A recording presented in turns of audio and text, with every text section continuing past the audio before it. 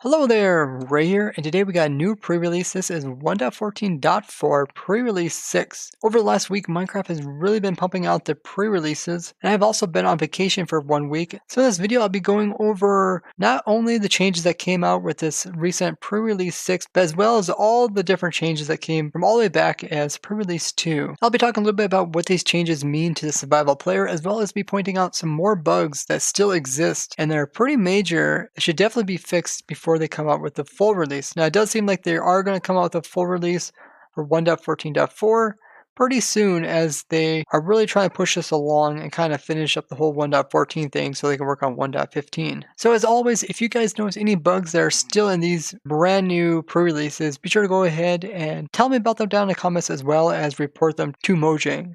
And this Wednesday, we will be doing the snapshot testing streams, and those are always fun because we open up the server to the viewers so you guys can hop on with us and check out the new snapshots. With the new 1.14.4 pre-release 6 snapshot, they did some performance improvements, as well as they fixed a memory leak. Now, there is quite a few of those in the game, and they do cause problems, such as if you constantly go in and out of a game over time, it's going to fill up your entire memory, and then you're going to have to restart your Minecraft client. They also removed the camera pivoting off-centered in first person, as well as it improved upon chunk loading when traveling at high speeds. So like when you're using your piston boat, you know how you're traveling really fast? A lot of times the chunks on the side won't load immediately. So hopefully this fixes that. So one of those bugs that they fixed was that the CPU was running at a high idle speed, and this was a big problem as people who were hosting 1.14 snapshots, as well as a full release, were probably noticing that it's really hard to keep the CPU usage down low. So with this bug fix, hopefully you guys have better results when running servers on 1.14. They also fixed a rolling shutter issue which occurred on Max. What this is essentially when you kind of move past different objects, chunks of the objects look like they're kind of getting jaggedly rendered. If you move past something like a post here, it looked like it'd be really jagged when you're moving back and forth. And sometimes this can even occur in Java when you have your settings not quite right. Now, there wasn't too many bugs to do with this pre-release 6, but I'm also going to talk about the changes they made in the previous pre-releases, as well as talk about some bugs that still are in the game that are pretty major.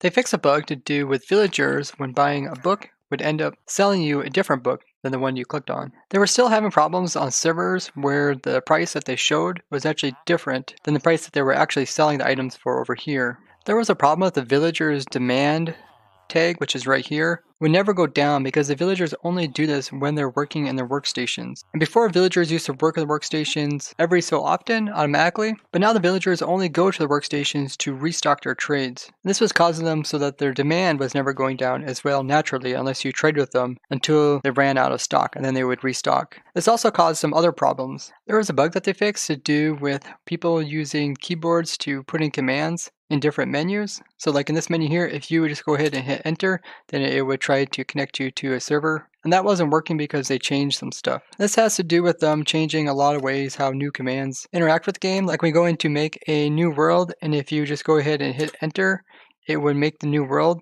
But if you ever like click on this one, like let's say you click on creative, and then you hit enter, it'll just start rotating through these options. Then you have to like use tab to move out of it. Because I used to just go in here and click creative and then hit enter, and then it automatically load the world, but then that changed as well.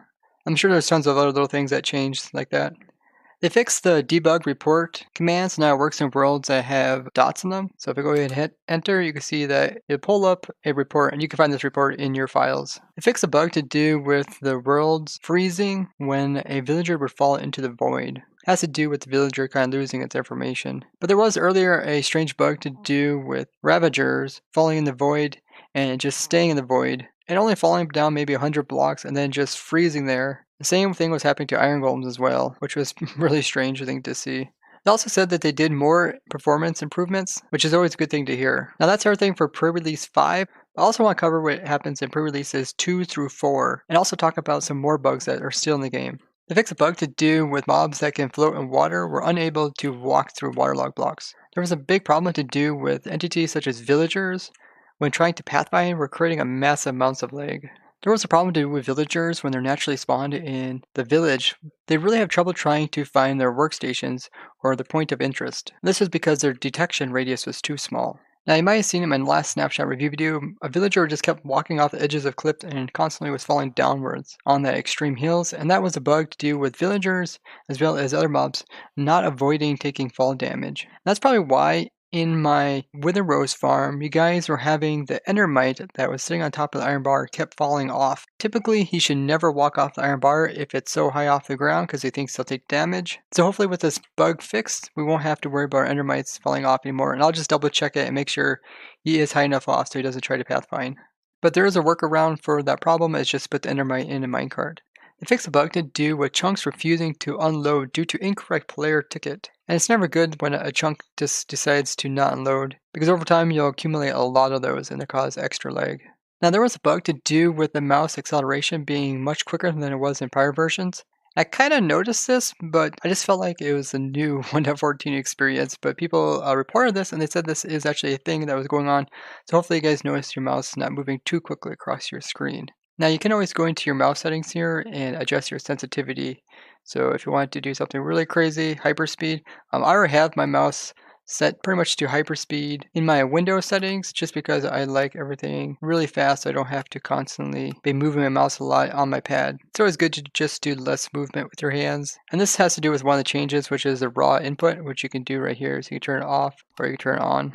They fixed the debug report so that it will report and actually make a file even if the name of the world has a space in it. And they also did some other changes in pre-release 2, including that villagers now will stock more items. So before, I think the most amount of items that they would store is 8. I think that's the same amount that they would buy as well, around 8 items, and then they would just completely not take in any more items. They also fixed it so that the villagers will now remember their gossip after becoming a villager zombie.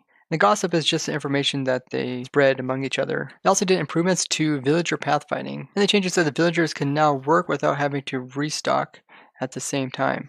It also changes so that if you went ahead and converted a villager zombie into a villager, they'll continue to gossip about this player who helped them much longer than they did before. This has to do when you have a zombie villager and you convert it over into a villager, it will actually reduce its prices because you helped it turn back into a villager, and it'll actually share that with other villagers nearby and you can lower the prices of your villagers.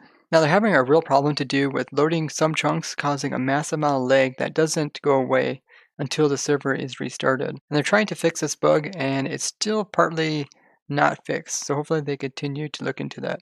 Now in pre-release 4, they fixed a lot of bugs as well. They fixed the incorrect pillager texture as well as the reload command, and also the force load command are now available to game masters. This just means they don't have to be opt to use those commands.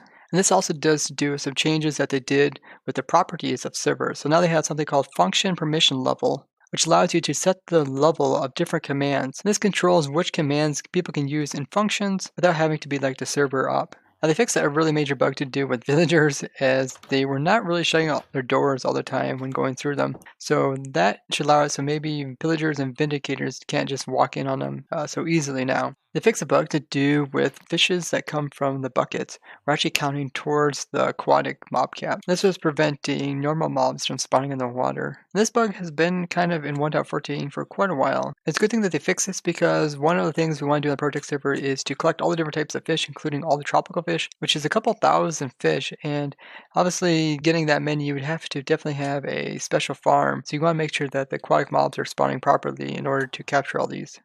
There was a problem to do with players relogging online, and everything that occurred while they were offline would immediately start happening right as they logged in. So like all the lightning strikes that could have occurred in the area over time would just all strike all at once. So it's a good thing that they fixed this because it sounds pretty nasty. There's a problem to do with tame foxes attacking their owner when the player would hurt themselves. So if I would like somehow damage myself, like shoot an arrow at myself, then the fox would see that I hurted myself and therefore they should attack the person that hurted me and therefore they would attack me. A very strange bug, but they did fix it. Now during our Twitch stream of the 1.14.4 pre-releases, we're doing a lot of testing and Luffy came across something really strange where when you drop a concrete powder over top of something that is waterlogged, such as like this chest here that's waterlogged, it would destroy the item and replace it. I went ahead and went back to pre-release 3 where this still exists to show you guys what it's like. So essentially if I drop this concrete over here, it's going to fall down and replace that chest there, and I got some stuff inside of it. And you can see how all the items go flying out. My box just picked up some items. Yeah, it's pretty crazy glitch. And it could be kind of bad because people might be trying to break something over like a chest and it end up just breaking all their items and throwing them on the ground. And this pretty much works for any type of waterlogged block that doesn't go all the way up to the top surface of the block. So if I put like a trapdoor here, this won't work.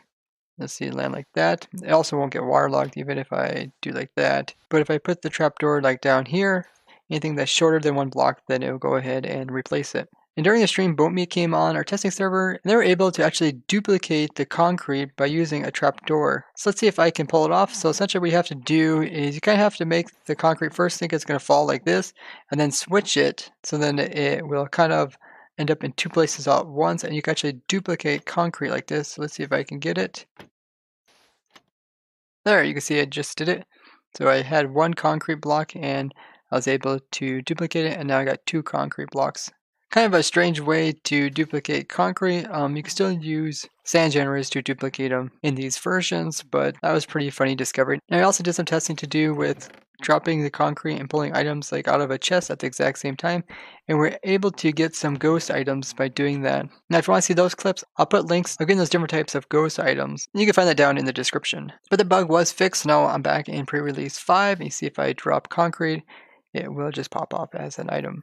Now the fixed problem to do with functions being able to run commands that normally shouldn't be able to be run, such as like the publish command or like the debug command. Now they fixed a pretty annoying bug that I seen someone else streaming on Twitch having problems with during the 1.14 snapshots. I believe it was also in some of the 1.14 releases as well, but the person was breaking some logs as they were going downwards, and that old bug that used to kind of like make it so that when you broke a block, the block would still kind of think it's still there and like shove the player off to the side, and over time it would just shove the player off the pillar and you could like fall to your death. I see Mumbo Jumbo also talked about this problem, and this bug was actually fixed, which is great because that was like a really old bug that just somehow got reintroduced just recently. I believe it's Moo Face. She was actually tearing down an iron farm, and she was the one that kind of brought this to my attention, because when she was tearing down like a single pillar of like logs, she was coming ahead and building up just extra scaffolding blocks on 3 sides, just so when she came to the top and would start tearing it down again, she wouldn't actually get shoved off.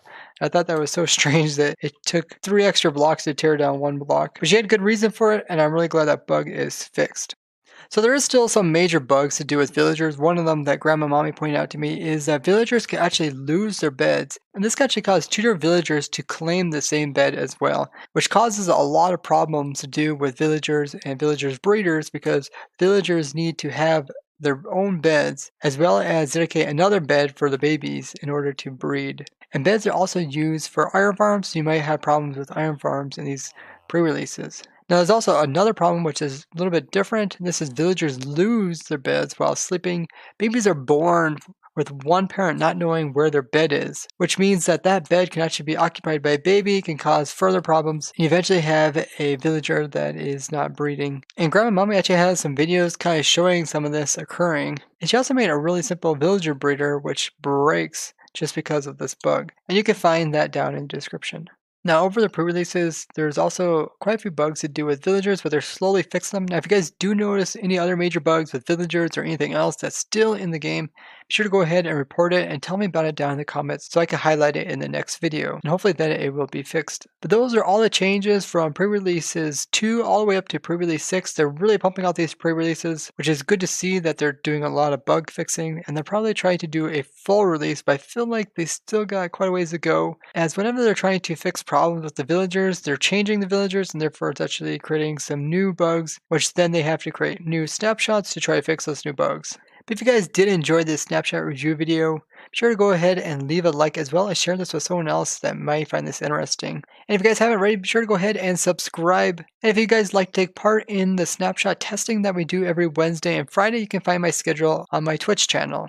Thank you guys for all watching, and I'll see you guys in the next one. Bye bye.